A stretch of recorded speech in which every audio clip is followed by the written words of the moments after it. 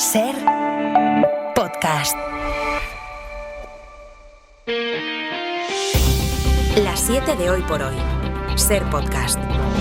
Hola, muy buenos días. Vamos a empezar con una noticia que se ha producido esta madrugada y que nos sitúa ante un nuevo récord. El precio del petróleo ha alcanzado los $125 el barril. Veníamos viendo una escalada con la guerra de Irán, pero esta madrugada ha alcanzado una cota que no se veía desde 2008. Jordi Fàbrega, buenos días. ¿Qué tal? Buenos días. Sí, ha subido mucho el precio del petróleo desde que empezó el conflicto, pero se ha disparado en las últimas horas, alcanzando esos más de $125, que es lo que cuesta ahora mismo el barril de Brent. Son $15 más de lo que costaba cuando empezó esta semana y, como dices, unos niveles que no veíamos en prácticamente 2 décadas. Todo por la constatación de que la guerra en Oriente Medio puede alargarse e intensificarse por la falta de avances en las negociaciones entre los contendientes y por la falta de avances en la reapertura del estrecho de Hormuz. Y Jordi, hay otro dato económico también de última hora, los beneficios de 2 de los grandes bancos españoles. Sí, entre ellos BBVA, que gana en el primer trimestre del año un 11% más, son prácticamente 3.000 millones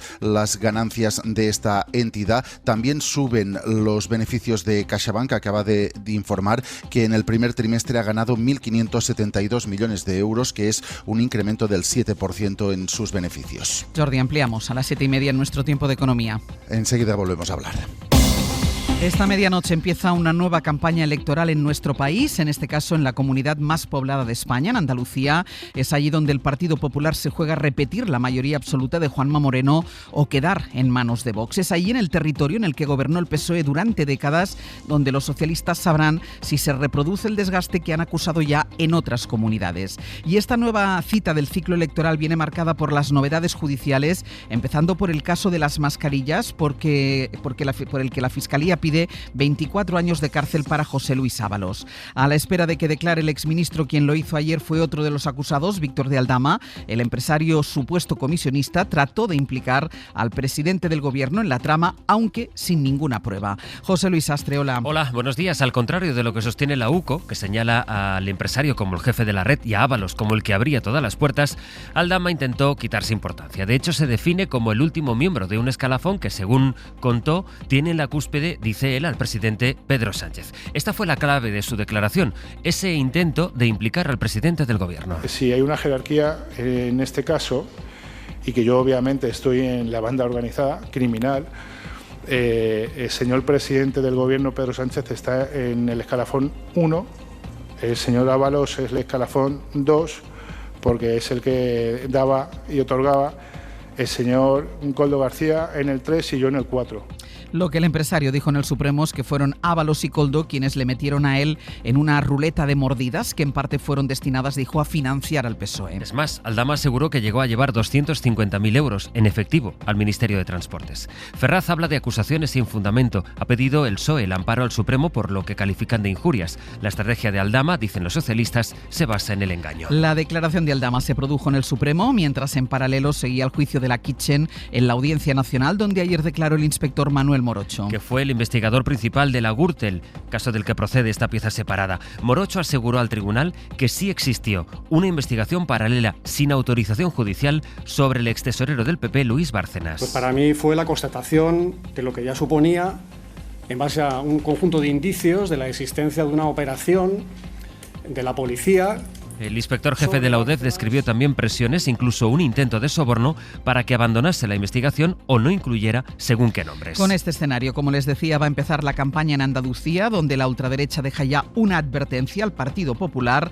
En caso de que necesiten sus apoyos, solo respaldarán a Juanma Moreno si asume la prioridad nacional de la que lleva rehuyendo desde que se firmó el acuerdo en Extremadura. Andalucía, Diego Suárez, buenos días. Buenos días, lo ha dicho claramente el candidato de Vox, Manuel Gavira, en el ciclo de encuentros de la SER con los candidatos a la Junta de Andalucía. A mí lo único que me preocupa es que si el señor Moreno Bonilla no tiene la mayoría suficiente y nosotros peleamos para que Andalucía cambie de rumbo, si el señor Moreno no tiene la mayoría suficiente, Andalucía ponga primero a los andaluces. Esa es la principal preocupación. La prioridad nacional de Vox y el deterioro de la sanidad pública que denuncia el PSOE de María Jesús Montero. La lista de espera para Andalucía ha sido una constante desde el primer día porque no se está produciendo ni inversión ni se está produciendo ningún tipo de incentivo. Son el lastre para la mayoría absoluta que acaricia el popular Juan Manuel Moreno, que alerta de su mayor enemigo, el exceso de confianza. Que nosotros tenemos 6 provincias ahora mismo donde hay un diputado bailando. O sea, bailando significa que puede entrar o no puede entrar. Si esos 6 diputados se van hacia otro lado, pues nosotros nos quedaremos lejos de la mayoría. Moreno arranca hoy la campaña en Sevilla, igual que Antonio Maillo de Por Andalucía, que enarbora la bandera de la vivienda pública tras la caída del decreto de prórroga de los alquileres. Que nunca hubo una derrota parlamentaria que tuviera mayor apoyo social. Yo quiero decir una cosa.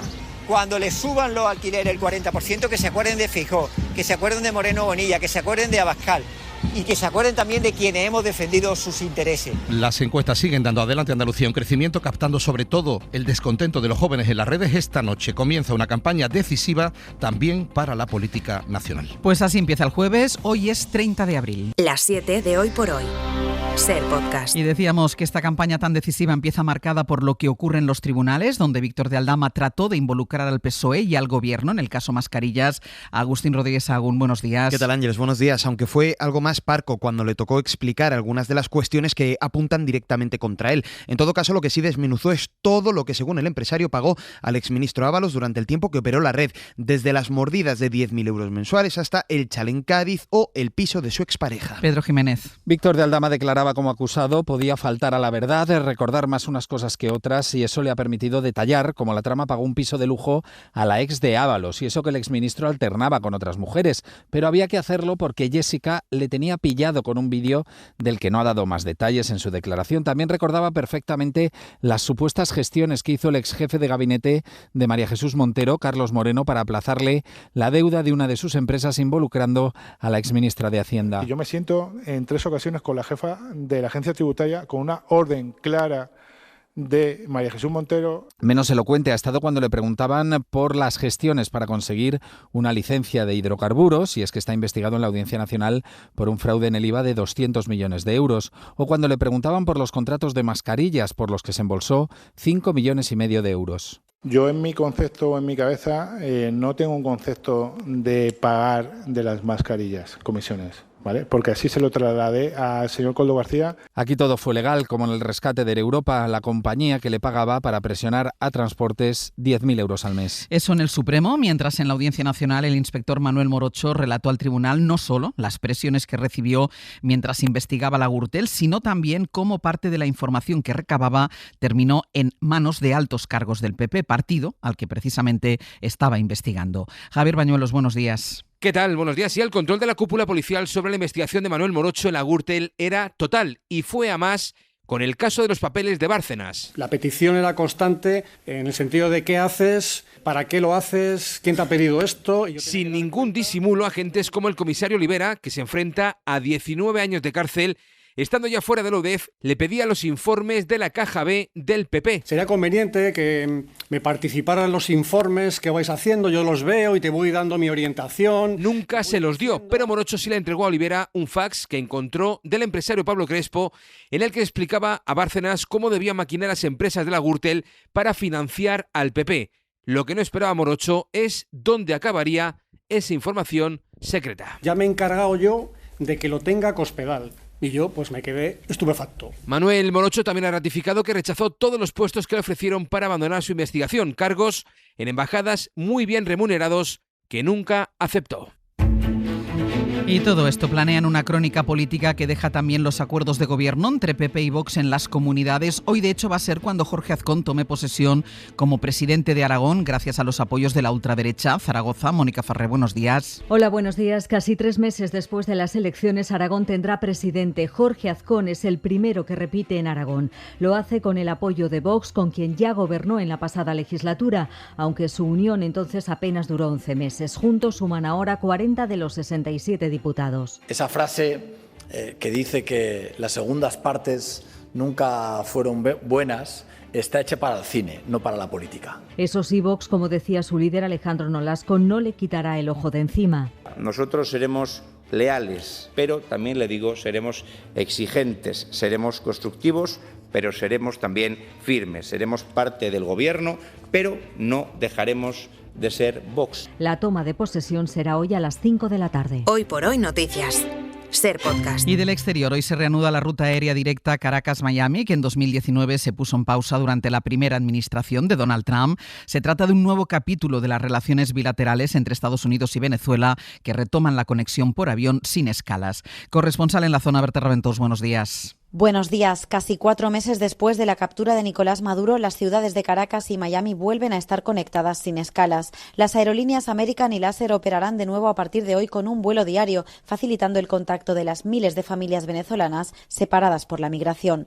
A pesar de ser una buena noticia para muchos y un paso más en el restablecimiento de las relaciones bilaterales, el politólogo Nick Merevans señala los todavía insuficientes efectos de la intervención de Estados Unidos en Venezuela. Habla muy poco de un avance que debería reflejarse como consecuencia de ya 4 meses de una relación en donde simplemente no ha avanzado absolutamente nada de lo que Marcos Rubio y Trump afirma que se está dedicando el dinero que ellos están pagando para el petróleo. La falta de insumos en la salud pública o los apagones continuos son solo una parte de la compleja realidad que atraviesa Venezuela. Además, la interrupción de la ley de amnistía anunciada la semana pasada por Delcy Rodríguez deja en vilo a los ciudadanos que todavía esperan la liberación de todos los presos políticos.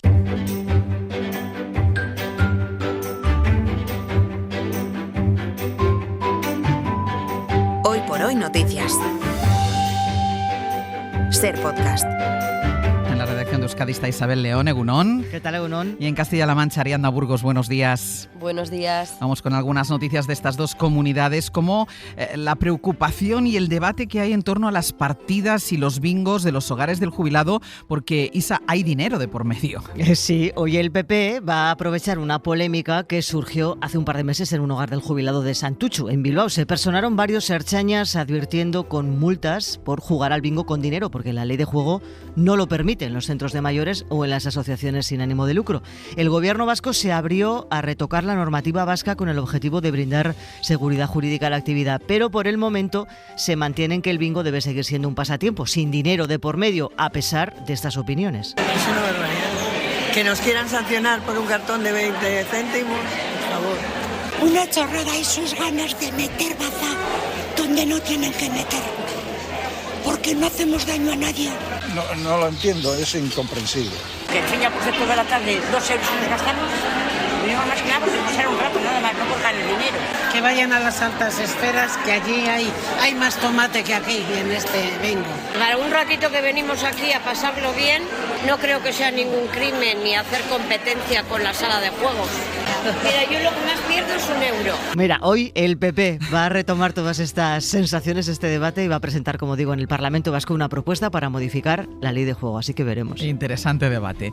Amaya Valdemoro y Fernando Romay han recibido su peso en miel de la Alcarria, que en el caso de Romay ya les habrá costado, con récord incluido.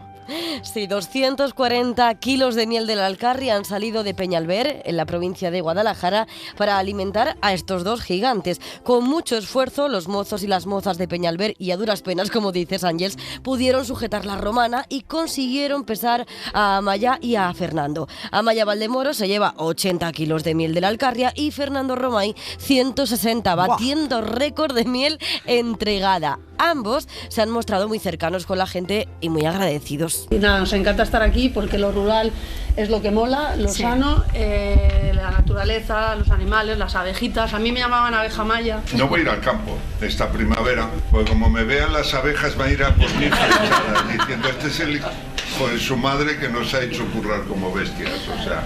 Los dos jugadores de baloncesto visitaron el Museo de la Miel, se quedaron, como es tradición, a comer la paella de Peñalver y después ¿qué? Pues después se fueron con la miel debajo del brazo. Y un museo de Bogarra, Ariadna, que en Albacete, que se puede ver trabajar a escultores que tallan una pieza de piedra, por ejemplo. Sí, este planazo tiene lugar este fin de semana. Después de que estos tallen las piezas se van a quedar durante un largo tiempo para que todo el mundo que quiera pueda disfrutarlas haciendo la ruta de las esculturas. Ajá. Es su certamen número 13 y desde entonces han conseguido que el entorno rural de la hoz del río Bogarra, a su paso por esta localidad serrana, sea un gran atractivo turístico. La verdad es que merece mucho la pena. Ariadna, pues Isabel, sí. hasta luego. Hasta luego, adiós. Y vamos ya con nuestra recomendación cultural para empezar el día. Como mañana es festivo, Pepa Blanes nos trae los principales estrenos de la cartelera. Después de una gran gira mundial, El Diablo Viste de Prada planea acaparar las salas de cine con esta segunda y esperada entrega de una comedia sobre el periodismo, la moda, con Meryl Streep y Anne Hathaway rendidas al lujo y al cinismo. No, lo regalé. ¿Qué? Demasiado ostentoso para un periódico. Tu despacho. Oh, vale. ¿Quién regala ropa de Chanel?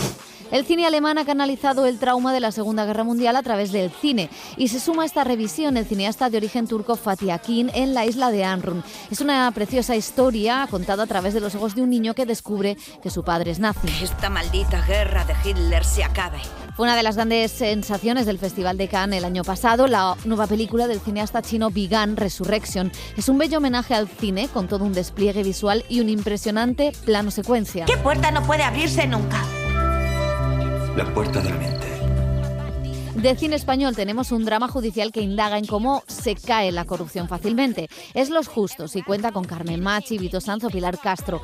Nos explica cómo se corrompe a un jurado popular. A ver, es 1 millón, no una patada en los huevos. ¿No le da miedo ir a la cárcel? ¿Pero cárcel de qué? Y por último, una historia de adolescencia y descubrimiento. Es Enso, proyecto inacabado de Laurent Cantet, que es una historia de un adolescente que descubre su sexualidad en un caluroso verano. Para no perderte ningún episodio, síguenos en la aplicación o la web de la SER, Podium Podcast o tu plataforma de audio favorita.